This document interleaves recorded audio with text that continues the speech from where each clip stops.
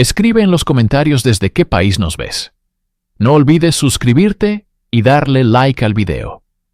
Florida, 1983. Una tranquila noche suburbana es destrozada por el rugido ensordecedor de una explosión. Un coche yace en llamas, y de entre los restos retorcidos, un hombre, John Gentry, emerge milagrosamente vivo. No fue un accidente. Fue el último y desesperado intento de asesinato de su prometida, una mujer de apariencia dulce y cariñosa llamada Judy Buenoano. Pero detrás de su sonrisa se escondía un monstruo, una calculadora viuda negra, cuyo rastro de muerte, veneno y pólizas de seguro se extendía por más de una década. Este es el oscuro descenso a la mente de una de las asesinas en serie más prolíficas y despiadadas de Estados Unidos. En los anales del crimen estadounidense, pocos nombres evocan un escalofrío tan profundo como el de Judy Buenoano, la viuda negra de Florida. Pero antes de ser un monstruo en los titulares, fue una niña. Su historia no comienza con veneno y pólizas de seguro, sino en la polvorienta desolación de Quanah, Texas, en 1943. Nació como Judyas Welty, un nombre que abandonaría en un intento por borrar un pasado que la perseguiría siempre. La oscuridad encontró a Judyas a una edad temprana. Su madre murió cuando ella apenas tenía 4 años, un evento que la arrancó de cualquier semblanza de un hogar estable y la arrojó a un purgatorio terrenal. Su padre, incapaz o no dispuesto a criarla, la envió a vivir con sus abuelos. Pero este respiro fue breve. Cuando su padre se volvió a casar, Judyas fue devuelta a un hogar que se había convertido en una cámara de tortura. Su madrastra y su propio padre la sometieron a un régimen de abuso sistemático y brutal. La obligaban a realizar trabajos forzados, la privaban de comida y la golpeaban sin piedad. Esta no era disciplina, era una deshumanización calculada. La niña Judyas aprendió lecciones terribles en esa casa, que el amor era condicional y a menudo violento, que la supervivencia requería engaño y que el valor de una persona podía ser medido por su utilidad. El trauma psicológico de estos años fue inmenso. Se forjó en ella un resentimiento profundo, un desprecio por la autoridad y una incapacidad patológica para formar vínculos empáticos. El mundo le había enseñado que para obtener algo debía tomarlo y que la vulnerabilidad era una sentencia de muerte. A los 14 años, después de atacar a su padre, a su madrastra y a sus 2 hermanastros, fue enviada a un reformatorio, un lugar que, irónicamente, le ofreció más estructura y menos crueldad que su propio hogar. Al ser liberada, Judyas Welty decidió que debía morir para que otra persona pudiera nacer de sus cenizas. Cambió su nombre a Ann Schultz y se propuso construir una nueva vida. Pero los cimientos ya estaban podridos.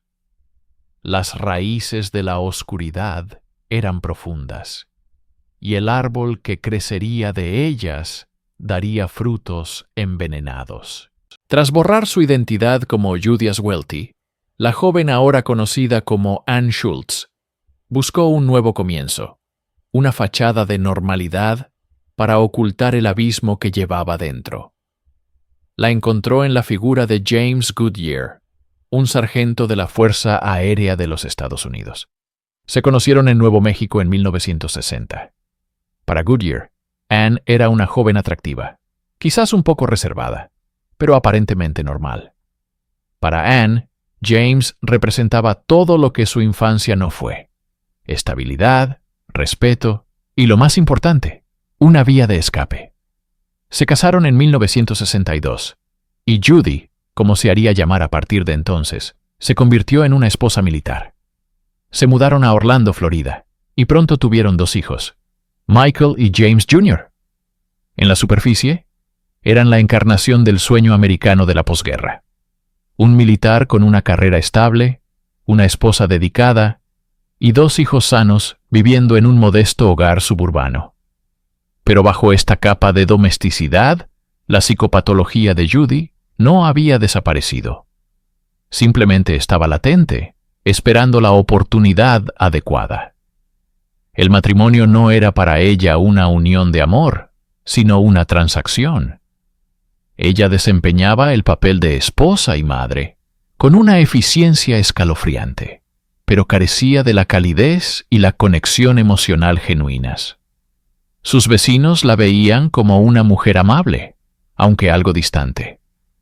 Nadie podía sospechar que detrás de esa sonrisa practicada se escondía una mente que veía a las personas no como seres queridos, sino como instrumentos para sus propios fines. La vida militar, con sus traslados y la ausencia frecuente del marido, le proporcionó a Judy un grado de independencia y control que anhelaba. Mientras James Goodyear servía a su país, Judy manejaba las finanzas del hogar, criaba a los niños y, en secreto, cultivaba sus resentimientos. Cada factura pagada, cada comida preparada, era parte de una actuación a largo plazo. No estaba construyendo una vida con James, estaba invirtiendo en un activo. Los votos que pronunció en el altar, hasta que la muerte nos separe, no eran una promesa de devoción eterna, sino un presagio siniestro. Para Judy, la muerte no sería una tragedia inevitable, sino una herramienta de liberación y enriquecimiento. La pregunta no era si su matrimonio terminaría, sino cómo y cuándo ella decidiría que era el momento de cobrar. En 1971, el sargento James Goodyear regresó a casa después de un período de servicio en Vietnam. Volvió a su familia en Florida, a la vida que creía haber dejado atrás temporalmente. Pero el hogar al que regresó ya no era un santuario. Poco después de su llegada, James comenzó a experimentar una serie de síntomas debilitantes y misteriosos. Sufría de náuseas constantes, vómitos incontrolables y dolores abdominales agudos. Su cuerpo, antes fuerte y disciplinado por el ejército, se debilitaba día a día. Los médicos estaban perplejos. En una época en que el trastorno de estrés postraumático era poco comprendido, atribuyeron sus dolencias al llamado síndrome de Vietnam, una etiqueta vaga para los inexplicables males físicos y psicológicos que afectaban a muchos veteranos. La guerra, razonaron, había enfermado a James Goodyear de una manera que la medicina aún no podía descifrar. Mientras tanto, Judy desempeñaba el papel de la esposa abnegada y preocupada a la perfección. Cuidaba de su marido enfermo, le preparaba comidas especiales y le administraba sus medicinas. Era la imagen de la devoción, pero cada vaso de agua, cada plato de sopa, era un vehículo para la traición. Sin que nadie lo supiera, Judy estaba administrando sistemáticamente a su esposo pequeñas dosis de arsénico, un veneno insípido e inodoro que imita los síntomas de enfermedades gastrointestinales. La elección del arsénico fue diabólicamente brillante. Su lenta acumulación en el cuerpo garantizaba un deterioro gradual, confundiendo a los profesionales médicos y desviando cualquier sospecha. Judy observó con una paciencia gélida cómo el veneno consumía a su marido desde adentro. Vio cómo su cabello se caía, cómo su piel se volvía pálida, y cómo el hombre que una vez fue su esposo se convertía en una sombra de sí mismo. El contexto social de la época le proporcionó el camuflaje perfecto. La trágica figura del veterano atormentado por los horrores de la guerra era una narrativa que todos estaban dispuestos a creer. El 15 de septiembre de 1971, después de meses de agonía, James Goodyear murió. El certificado de defunción oficial citó causas naturales. Judy se convirtió en viuda, una mujer digna de compasión que había perdido a su heroico esposo. Pero no hubo lágrimas genuinas, solo la fría y silenciosa satisfacción de un plan ejecutado a la perfección. El luto de Judy Buenoano fue notablemente breve y pragmático. Mientras amigos y familiares ofrecían sus condolencias por la trágica y prematura muerte del sargento Goodyear, la mente de la viuda ya estaba en otro lugar, en los archivos, en los documentos y en las cifras.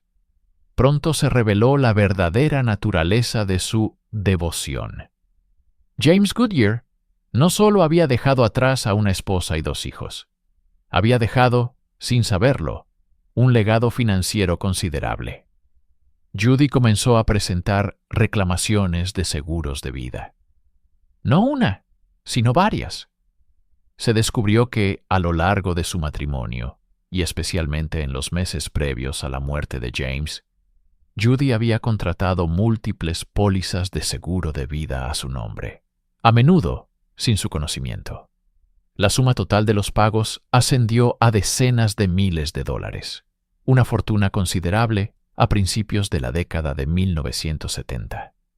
Este fue el momento en que el motivo se cristalizó, pasando de una posible crueldad doméstica a un claro asesinato por lucro. El veneno no había sido un arma de pasión o venganza, sino una herramienta de inversión. Para Judy, su esposo no era un compañero de vida, sino un activo financiero que había madurado y estaba listo para ser liquidado. Su muerte no fue una pérdida, sino una ganancia. La frialdad de esta transacción es lo que define su psicopatología.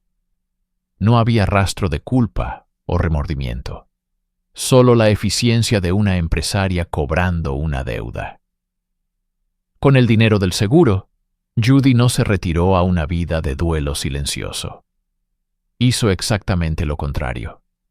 Se reinventó a sí misma, abriendo un salón de belleza y cultivando una imagen de mujer de negocios exitosa e independiente, una viuda que había superado la tragedia para forjarse un nuevo futuro. Compró ropa cara, joyas y un automóvil. La muerte de su marido no la había destrozado. La había liberado y enriquecido. Nadie sospechó nada. En la Florida de los años 70, la supervisión de las reclamaciones de seguros no era tan rigurosa como hoy, y la idea de que una esposa militar en duelo pudiera ser una asesina a sangre fría era simplemente impensable. Judy había cometido el crimen perfecto, utilizando las expectativas sociales y las lagunas del sistema a su favor.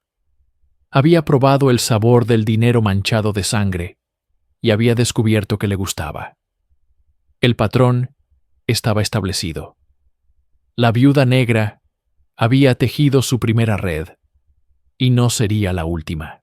Con el dinero del seguro de James Goodyear manchando sus manos, pero blanqueado a través del sistema, Judy Buenoano, ahora presentándose como Judy, se trasladó a Gulf Breeze, Florida, en 1972. Era la encarnación del nuevo comienzo. El sol de Florida, las comunidades prósperas, la promesa de una vida tranquila. Para sus nuevos vecinos, era una mujer de negocios admirable, una madre soltera que había superado la tragedia. Abrió un salón de belleza, un lugar de charlas y confidencias, donde su encanto y aparente calidez la convirtieron rápidamente en una figura querida. Pero bajo esa fachada de normalidad suburbana, la misma depredadora calculadora observaba y esperaba. Su objetivo no tardó en aparecer. Se llamaba Bobby Joe Morris. Era un hombre carismático, con un buen trabajo y un futuro prometedor. Cuando conoció a Judy, vio a una mujer fuerte e independiente que necesitaba amor y estabilidad. Se enamoró profundamente, sin tener la menor idea de que estaba entrando en la telaraña de una viuda negra. Su relación floreció a la vista de todos. Parecían la pareja perfecta, construyendo una vida juntos. Se mudaron a Colorado por un tiempo, siguiendo las oportunidades laborales de Bobby, pero el vínculo con Florida era fuerte, y regresaron en 1977.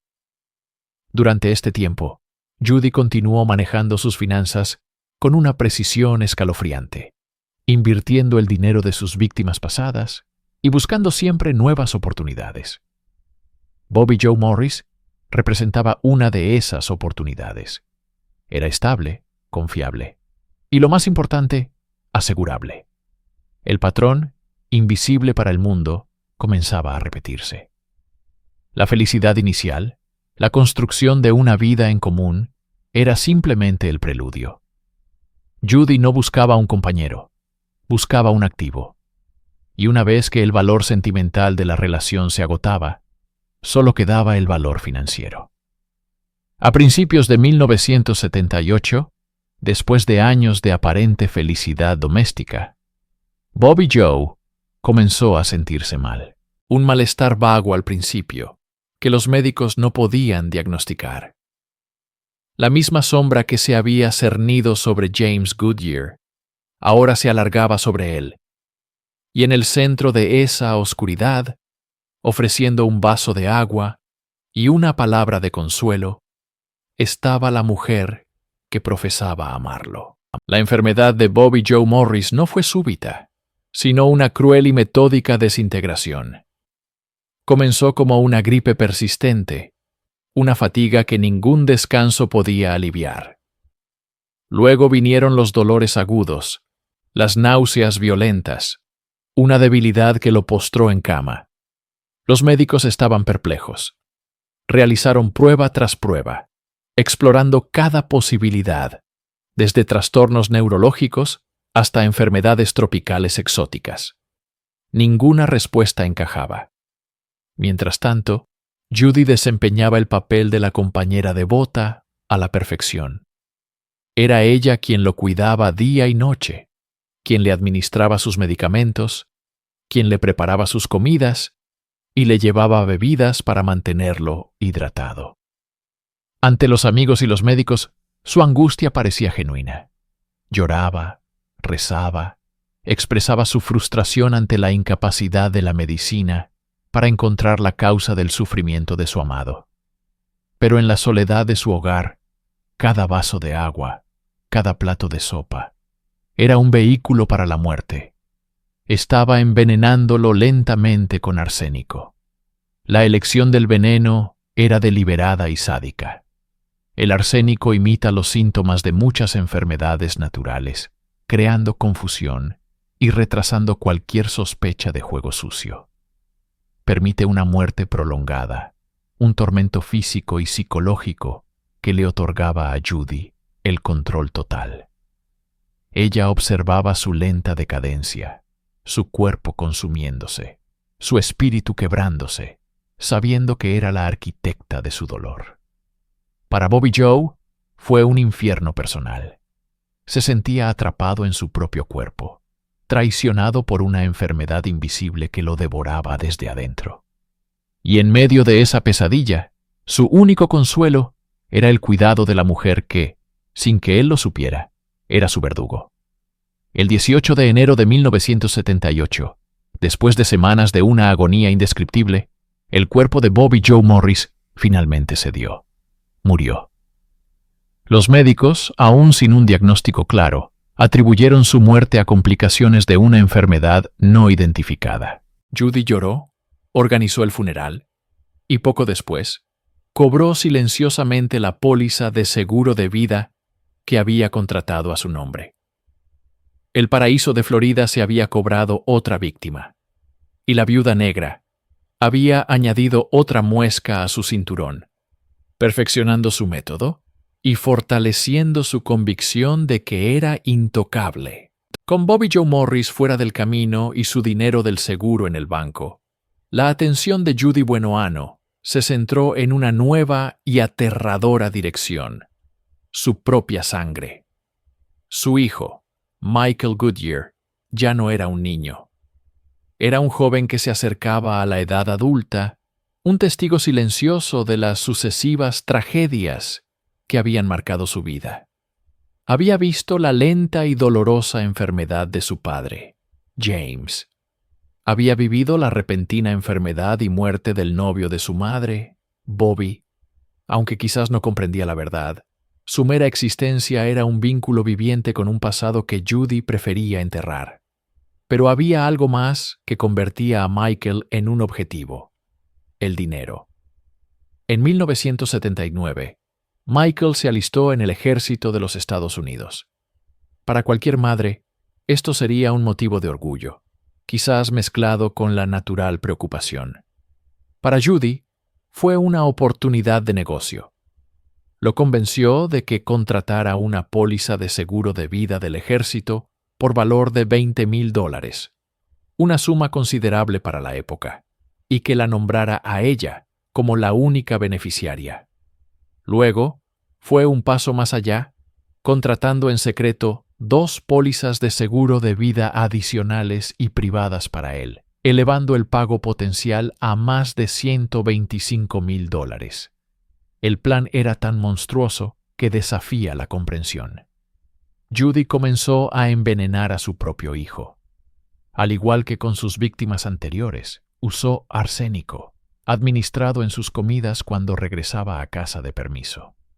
Michael comenzó a experimentar síntomas alarmantes: entumecimiento en las manos y los pies, debilidad muscular severa. Los médicos militares estaban desconcertados. Su condición se deterioró hasta el punto de que le pusieron pesados aparatos ortopédicos de metal en las piernas y los brazos para ayudarlo a moverse. Lo que los médicos veían como un misterioso síndrome neurológico era, en realidad, el lento y deliberado intento de una madre de asesinar a su hijo por dinero. Michael se había convertido en un problema con un signo de dólar adjunto. Ya no era su hijo. Era un activo financiero que debía ser liquidado, un obstáculo en el camino de su codicia insaciable. La madre que debía protegerlo se había convertido en su depredadora más peligrosa. El lento envenenamiento no estaba funcionando con la rapidez que Judy deseaba. La resistencia juvenil de Michael, combinada con la atención médica militar, estaba frustrando su plan. Cada día que él sobrevivía era un día más de riesgo para ella. Necesitaba una solución más rápida, más definitiva, una que pareciera, como siempre, un trágico accidente. La oportunidad perfecta se presentó en mayo de 1980. Judy organizó un viaje en canoa por el río East, cerca de Pensacola, Florida. Invitó a Michael, ya debilitado por el veneno y torpe por los pesados aparatos ortopédicos de acero, que pesaban casi 7 kilos, y a su hermano menor, James. La escena, para un observador externo, podría haber parecido idílica. Una madre pasando tiempo de calidad con sus hijos en la serena naturaleza de Florida. Pero la intención era mortal. En un tramo aislado del río, lejos de posibles testigos, la canoa accidentalmente volcó. Judy y su hijo menor, James, que sabían nadar, lograron llegar a la orilla. Pero Michael, sobrecargado por el peso muerto de los aparatos metálicos en sus extremidades y con los músculos debilitados por meses de envenenamiento, no tuvo ninguna oportunidad. Se hundió casi instantáneamente en las oscuras y turbias aguas. Judy relató a las autoridades una historia desgarradora sobre un desafortunado accidente: el vuelco repentino, sus frenéticos pero inútiles intentos de salvar a su amado hijo. Era una actuación convincente, perfeccionada a través de años de práctica. Sin embargo, su plan no resultó perfecto. Contrariamente a todas las probabilidades, Michael Goodyear fue encontrado y rescatado. Sobrevivió. Pero el Michael que emergió del río no era el mismo que había entrado. La falta de oxígeno en su cerebro le había causado un daño cerebral masivo y permanente. Quedó en un estado vegetativo, incapaz de hablar, caminar o comunicarse.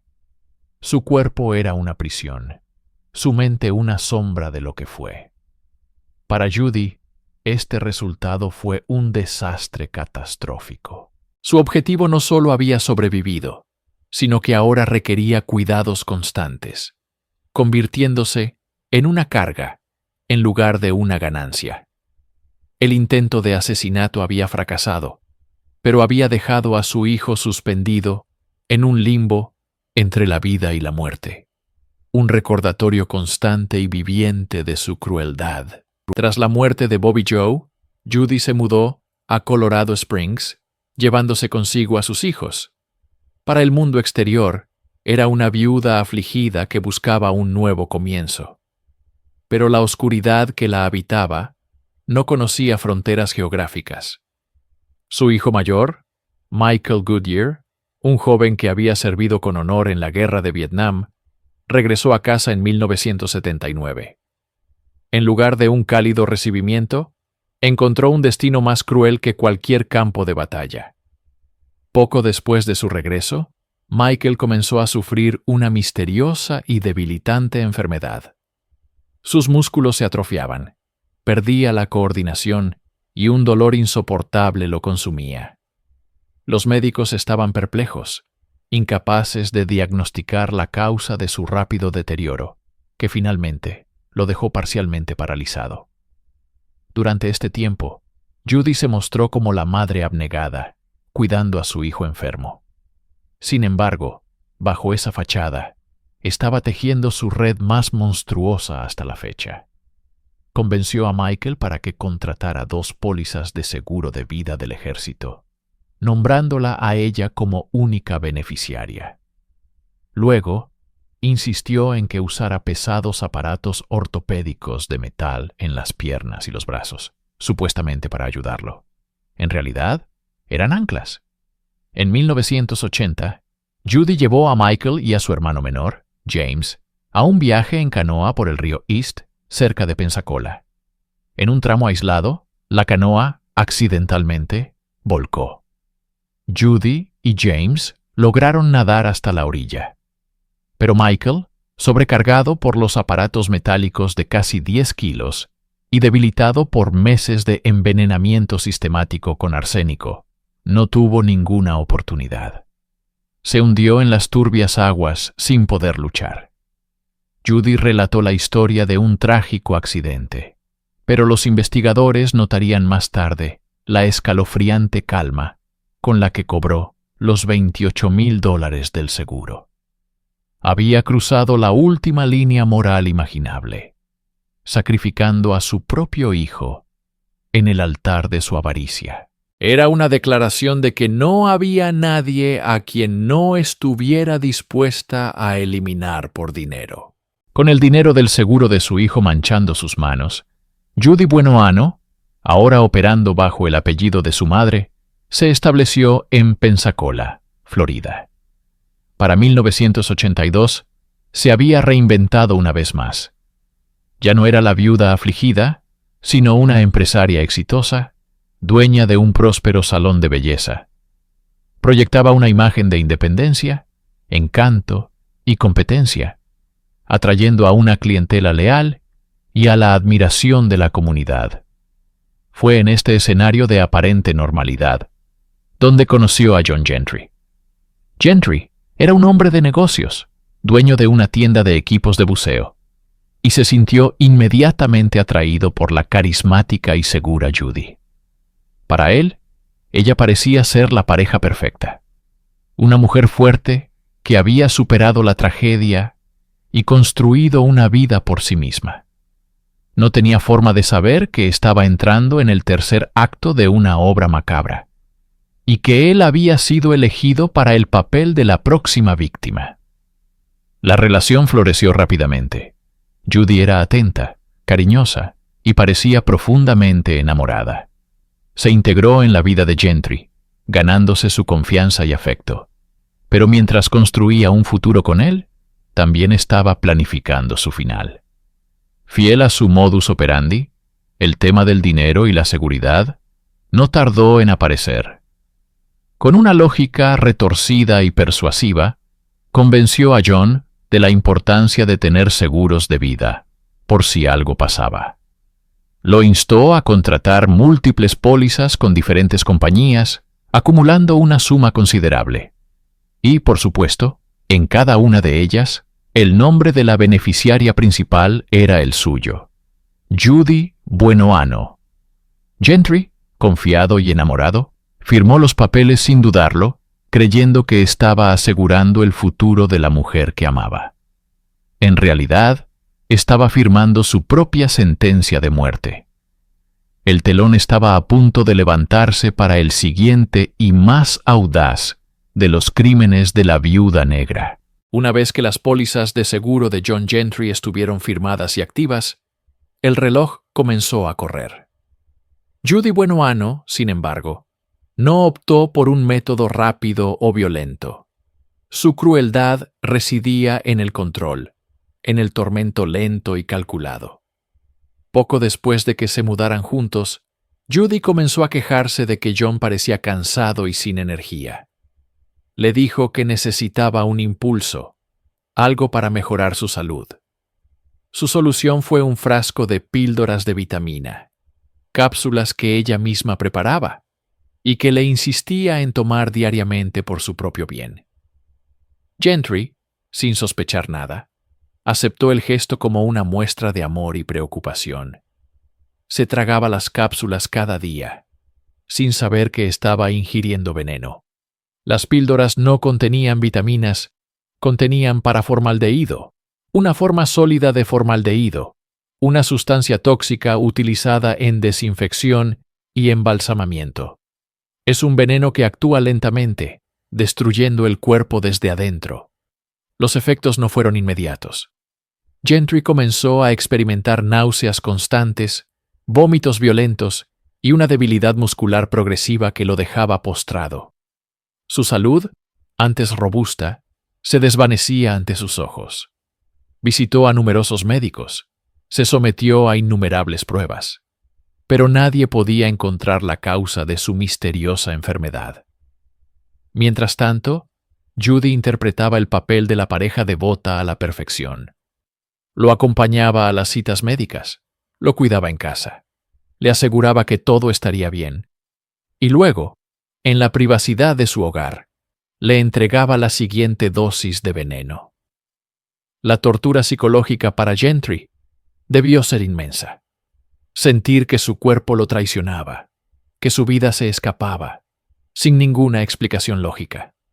La mujer que se suponía que lo amaba y lo cuidaba, era, en realidad, su verdugo paciente, observando fríamente cómo su veneno hacía efecto, esperando el día en que finalmente sucumbiera para poder cobrar su fortuna. El veneno era eficaz, pero para la insaciable codicia de Judy Buenoano era demasiado lento. John Gentry se negaba a morir. Su cuerpo resistía a pesar de los meses de envenenamiento. La paciencia de Judy se había agotado y su desesperación la llevó a tomar una medida drástica y mucho más ruidosa. Decidió que si Gentry no moría en la cama, lo haría en su coche. El 13 de junio de 1983, la noche en Pensacola era tranquila y ordinaria. John Gentry, sintiéndose particularmente enfermo y débil, se dirigió a su Oldsmobile Cutlass para hacer un recado. Se despidió de Judy, se deslizó en el asiento del conductor y giró la llave de contacto. En ese instante, la noche se hizo añicos. Una bola de fuego y una explosión ensordecedora envolvieron el vehículo. La fuerza de la detonación fue tan potente que lanzó a Gentry por los aires y destrozó el coche, esparciendo fragmentos de metal por toda la calle. Los vecinos salieron corriendo de sus casas, esperando encontrar una escena de devastación total, y sin duda, una fatalidad. Pero contra todo pronóstico, John Gentry sobrevivió. Lo encontraron gravemente herido, con quemaduras y laceraciones por todo el cuerpo, pero milagrosamente vivo. La bomba, compuesta por dinamita y colocada bajo el asiento del conductor, no había logrado matarlo. Sin embargo, había logrado algo que el veneno no pudo: atraer la atención inmediata e inequívoca de la ley. Cuando la policía y los bomberos llegaron, supieron al instante que no se trataba de un accidente. El cráter en el asfalto, el olor a pólvora y la naturaleza de los daños gritaban atentado. La investigación comenzó esa misma noche, y la pregunta principal era evidente: ¿quién querría matar a John Gentry de una forma tan violenta? Mientras los paramédicos luchaban por salvar la vida de Gentry, los detectives comenzaron a examinar los escombros y a interrogar a una aparentemente angustiada Judy Buenoano. No sabían que estaban hablando con la persona que había encendido la mecha. El estruendo de la bomba no solo había destrozado un coche, sino que también había hecho añicos la fachada de Judy, revelando por fin al monstruo que se escondía debajo.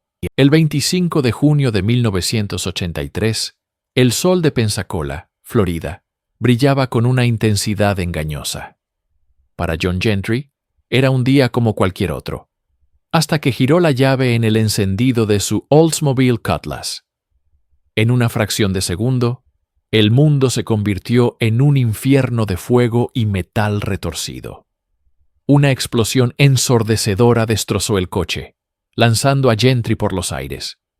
Los vecinos, aterrados, salieron corriendo para encontrar una escena de devastación: un vehículo en llamas y un hombre gravemente herido, pero milagrosamente, todavía con vida.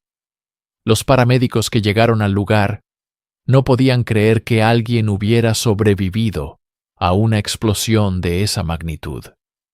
Gentry fue trasladado de urgencia al hospital con quemaduras graves y múltiples fracturas. Su supervivencia fue calificada de milagro, un acto de pura suerte en medio del caos. Pero mientras yacía en su cama de hospital, luchando contra el dolor insoportable, la confusión inicial de John comenzó a transformarse en una sospecha helada y aterradora. Los fragmentos de memoria comenzaron a unirse. Recordó las semanas previas al atentado, cómo se había sentido cada vez más débil, con náuseas y un entumecimiento extraño en sus manos y pies. Y entonces recordó las píldoras de vitaminas que su prometida, Judy Buenoano, le había estado dando diligentemente todos los días. Ella insistía en que eran para su salud, para fortalecerlo. Ahora, en la claridad dolorosa de la recuperación, esas píldoras parecían siniestras. ¿Eran realmente vitaminas? ¿O eran algo más? La explosión ya no parecía un accidente fortuito o un ataque al azar. Se sentía personal, deliberado. Una conexión oscura comenzó a formarse en su mente. Su misteriosa enfermedad, las píldoras y ahora, una bomba bajo el asiento de su coche. El milagro de su supervivencia no era solo una segunda oportunidad en la vida. Era la única oportunidad de que la verdad saliera a la luz. John Gentry, desde su lecho de dolor, se convirtió en la pieza clave, el testigo viviente que finalmente expondría el rastro de muerte que Judy Buenoano había dejado a su paso. Cuando los detectives de la policía de Pensacola, Ted Chamberlain y Eddie Johnson, fueron asignados al caso del coche bomba, inicialmente lo trataron como un posible ajuste de cuentas relacionado con los negocios. Pero la entrevista con John Gentry en el hospital cambió drásticamente el curso de la investigación. La historia de Gentry sobre las misteriosas vitaminas que Judy le administraba y su progresivo deterioro físico fue una bandera roja imposible de ignorar. No era la narrativa de un ataque de la mafia. Sonaba mucho más íntimo y siniestro. Los detectives comenzaron a cavar en el pasado de la prometida de la víctima, Judy Buenoano. Lo que encontraron fue más que una simple coincidencia. Era un patrón escalofriante. descubrieron que la desgracia parecía seguir a Judy como una sombra. Su primer esposo, el sargento de la Fuerza Aérea James Goodyear, había muerto en 1971 en Orlando, supuestamente por causas naturales tras regresar de Vietnam. Judy había cobrado su seguro de vida. Años más tarde, su hijo lisiado, Michael Goodyear, se ahogó en un extraño accidente de canoa en 1980. De nuevo, Judy fue la beneficiaria de una póliza de seguro. Y luego estaba Bobby Joe Morris, su novio en Colorado, quien murió en 1978 de una enfermedad repentina y misteriosa. Una vez más, un seguro de vida fue cobrado. 3 hombres en la vida de Judy, todos muertos en circunstancias trágicas o inexplicables. Y en cada caso, Judy Buenoano había obtenido un beneficio económico sustancial. La explosión del coche de John Gentry, que también tenía una póliza de seguro de vida a nombre de Judy, ya no parecía un evento aislado. Era el siguiente capítulo de una saga macabra. Los detectives Chamberlain y Johnson se dieron cuenta de que no estaban investigando un simple intento de asesinato. Estaban desentrañando la vida de una posible viuda negra, una depredadora paciente y metódica que había operado bajo el radar durante más de una década. El hilo conductor era claro: amor, enfermedad o accidente, muerte y dinero.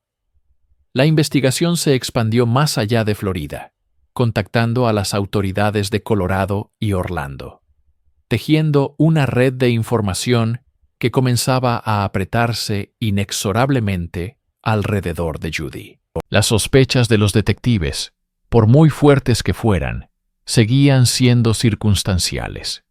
El testimonio de John Gentry era poderoso, pero para construir un caso de asesinato en serie que abarcara más de una década, necesitaban pruebas físicas irrefutables. La verdad, sospechaban, no estaba en los archivos de casos cerrados, sino enterrada a 2 metros bajo tierra. Tomaron una decisión drástica, pero esencial: solicitar órdenes judiciales para exhumar los cuerpos de James Goodyear en Orlando y Bobby Joe Morris en Trinidad, Colorado. El proceso fue sombrío y legalmente complejo.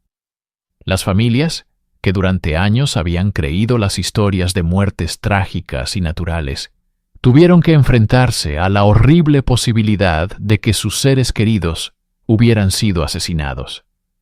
En el otoño de 1984, los ataúdes fueron desenterrados bajo la atenta mirada de forenses y policías.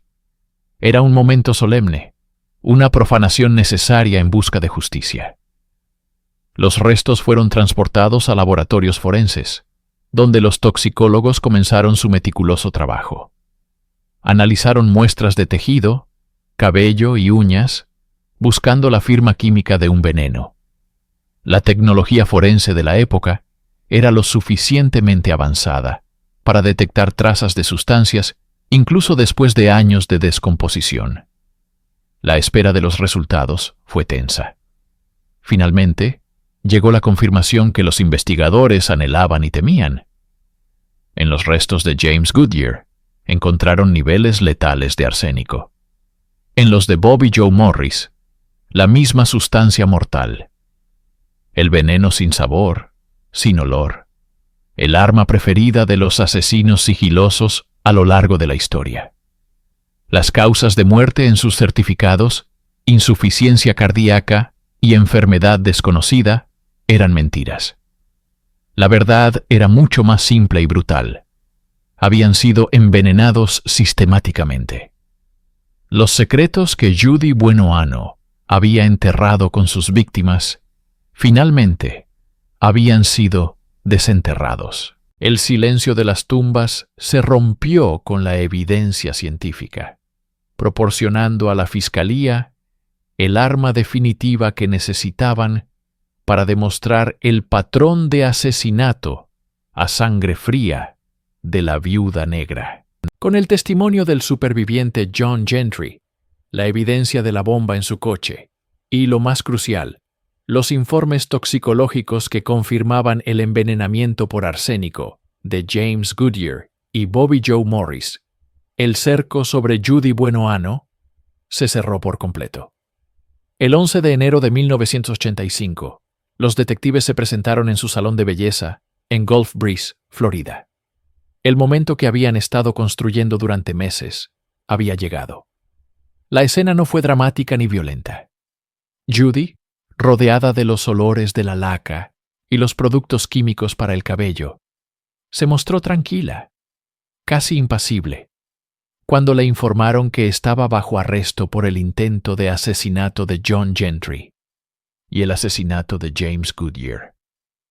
Su máscara de normalidad, la fachada de empresaria exitosa y madre afligida que había mantenido durante tantos años, permaneció en su lugar, pero las grietas eran visibles.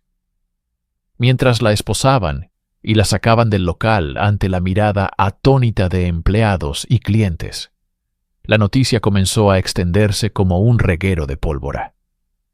La comunidad quedó en shock. ¿Cómo podía ser que esta mujer, una figura conocida y aparentemente respetable, fuera acusada de crímenes tan atroces?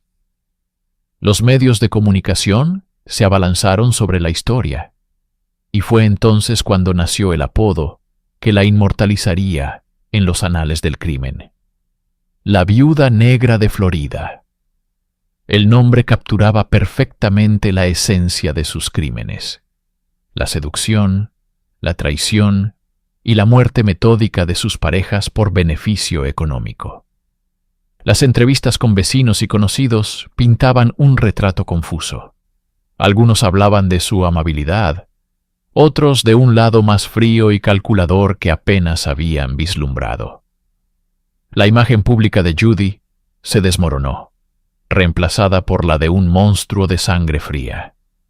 En la estación de policía, bajo las luces fluorescentes, su compostura finalmente se quebró, pero no en remordimiento, sino en una negación desafiante.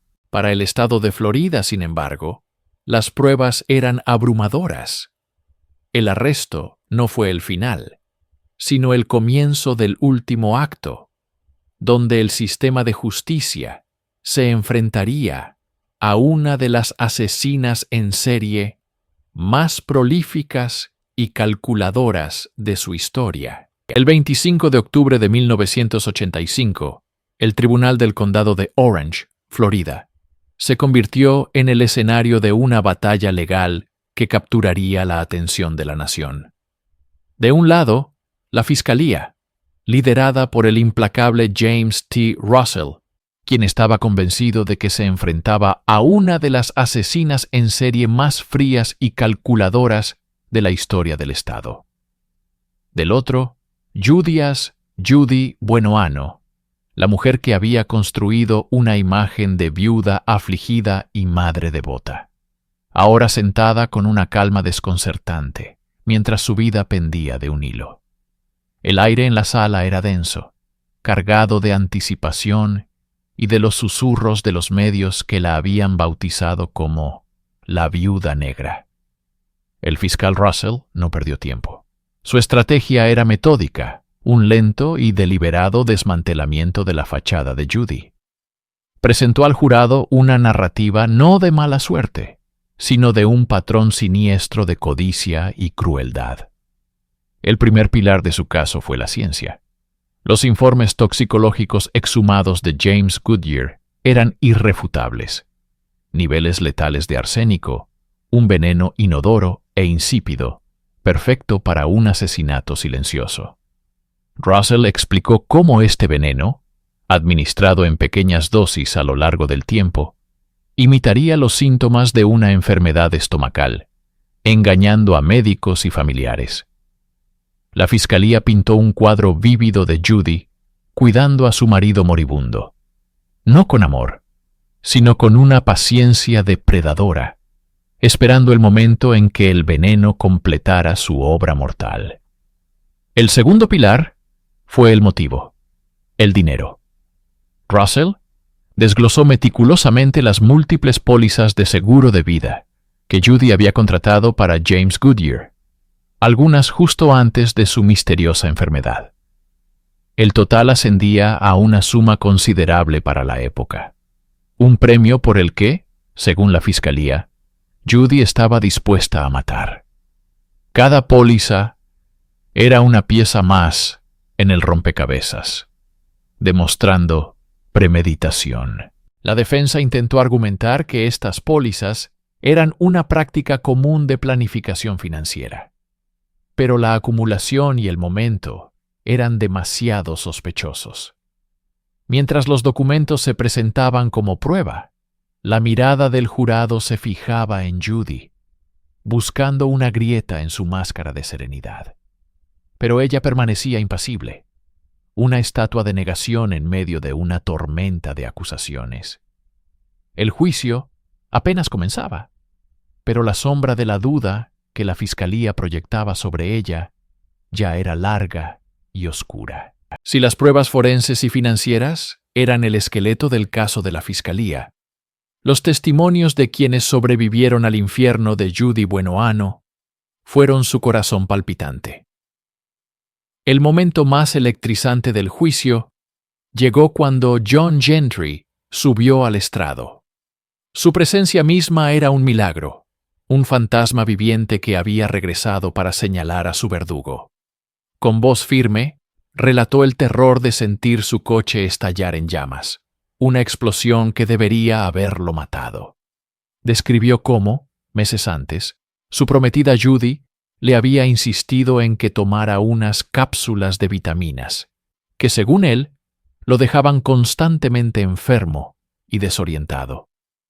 El jurado escuchaba en un silencio sepulcral, mientras Gentry, la prueba viviente del modus operandi de Judy, conectaba los puntos entre la enfermedad y la violencia abierta.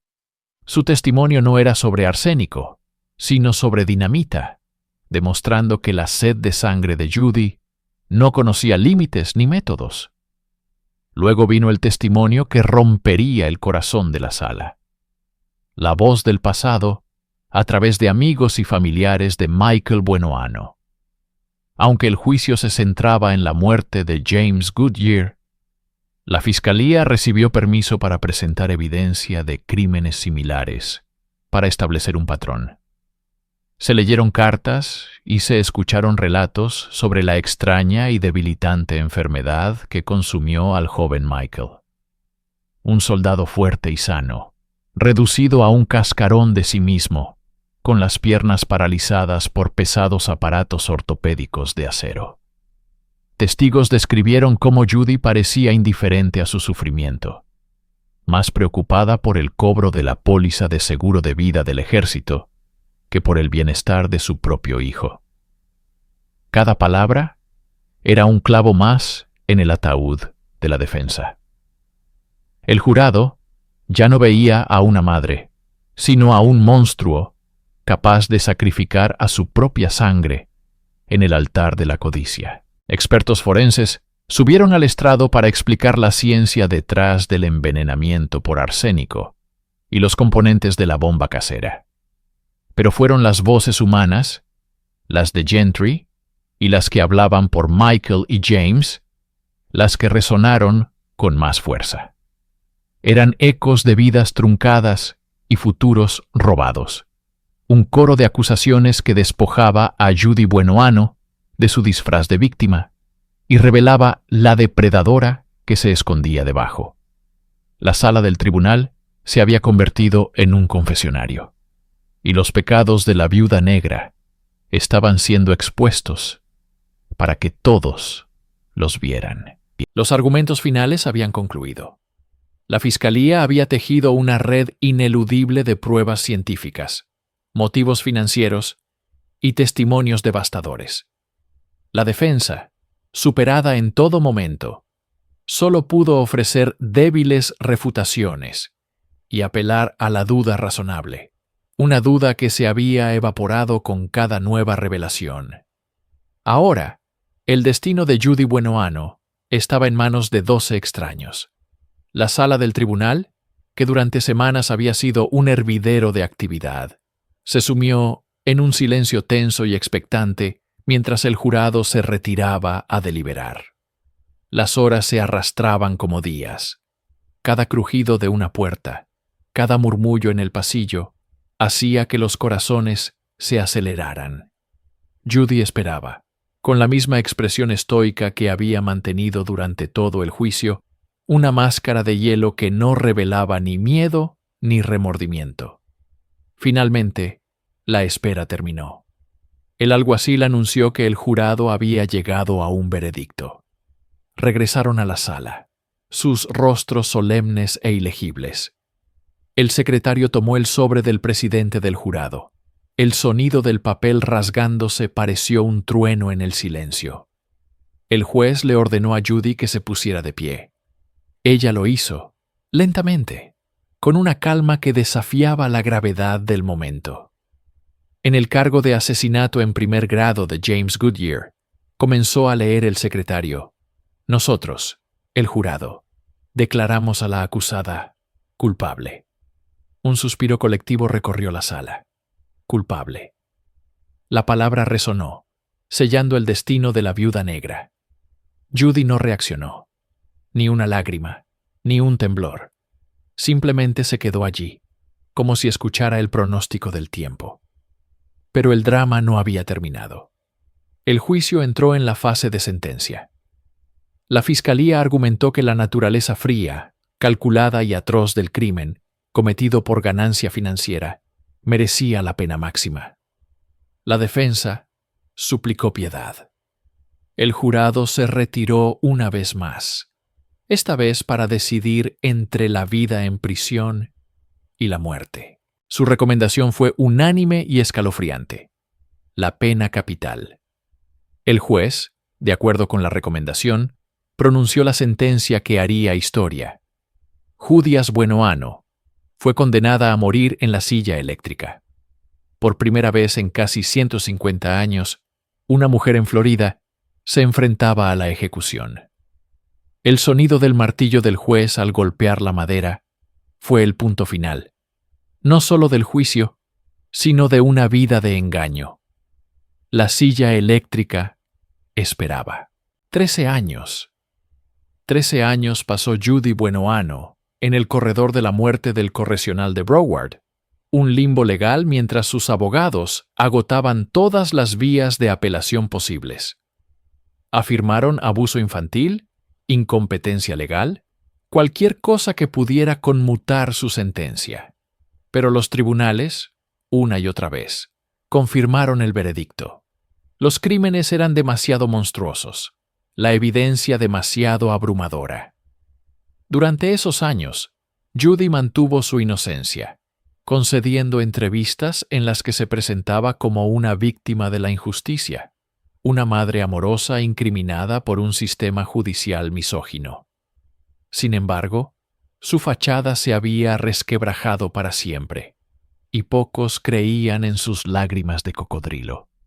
El mundo exterior la veía no como una víctima, sino como la encarnación de la traición doméstica, la viuda negra cuyo nido estaba forrado con pólizas de seguro y frascos de veneno.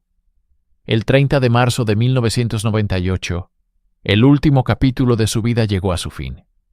Sus apelaciones finales fueron denegadas. Mientras los manifestantes a favor y en contra de la pena de muerte se congregaban fuera de la prisión estatal de Florida, Judy comió su última cena: espárragos, fresas y té caliente. No mostró remordimiento, ni ofreció una confesión final. Caminó hacia la cámara de ejecución con la misma calma inquietante que había mostrado en el juicio. A las 7:08 de la mañana, se le colocó una capucha negra sobre la cabeza. A las 7:13, tras una descarga de 2000 voltios, Judyas Buenoano fue declarada muerta. Fue la primera mujer ejecutada en Florida desde 1848. Y la primera en Estados Unidos en morir en la silla eléctrica en más de 3 décadas. Su muerte cerró un caso, pero no borró el oscuro legado que dejó atrás. Judy Buenoano se convirtió en un arquetipo del mal que puede esconderse detrás de una sonrisa familiar. Su historia es un estudio psicológico sobre el narcisismo patológico, la falta total de empatía y una codicia tan profunda que podía justificar el asesinato de un esposo, un hijo y un prometido.